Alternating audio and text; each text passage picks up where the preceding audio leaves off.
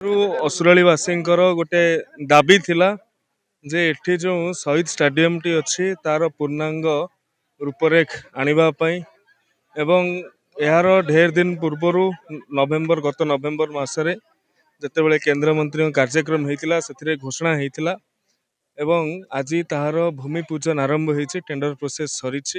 आज कार्य आरंभ हो आशा करुच्ची आगामी जो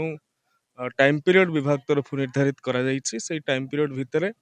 ये स्टाडियम टी संपूर्ण रूप निर्माण होइथिबो एवं एठिकार युवपीढ़ी यह सर्वाधिक व्यवहार करे। स्टाडियम रो दाबी रही एवं एठी असुराली जो भाव में यार अवस्थिति अच्छी केवल असुराली धामनगर ब्लॉक रो लोक नुहे तिहिड़ी ब्लॉक रो मध्य लोक मैंने उपयोग करें भल फुटबॉल टूर्नामेंट भल क्रीड़ा प्रतियोगिता गुड़िक ब्लॉक स्तर रे जिला स्तर रे एठी हो पार तेणु ये एक विशेष मुहूर्त आम मान ओडिशार कोण अनुकोण असुराली ग्राम पंचायत जानी असुराली ग्राम पंचायत एक विकसित ग्राम पंचायत रे परिणत होगा जाऊँगी आमर मंत्री श्रीमान सूर्यवंशी सूरज क्रीड़ा क्षेत्र में सब चिंता करमी गाँव लोक मैंने अति भल खेली राज्य ना करेंगे और देशर ना करेंगे एपाई असुराली रे जो शहीद स्टाडियम अच्छी शहीद स्टाडियम को एक रूपांतरित एक विशाल स्टाडियम रे परिणत करने मंत्री जो योजना अच्छी यही योजना को कार्यकारी करने आमर आज मंत्री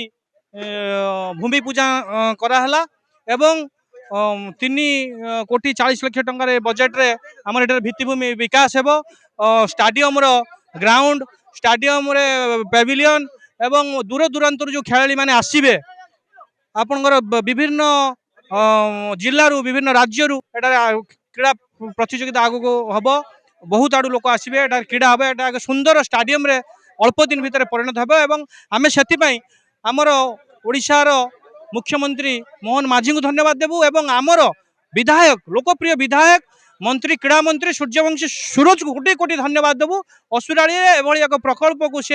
एक विराट रूप देवा से आम अंचलवासी अनेक खुशी अच्छा और क्रीड़ाविद मैंने अनेक खुशी अच्छा आज क्रीड़ाविद मानकर भविष्य यही पड़िया ही आगामी दिन में स्थिर कर क्रीड़ाविद मैंने आसबे खेलिए निज भितर अंतर्निहित क्रीड़ा शक्ति को जागृत करेंगे यह एक असुराली ग्राम पंचायत में एक खुशी खबर।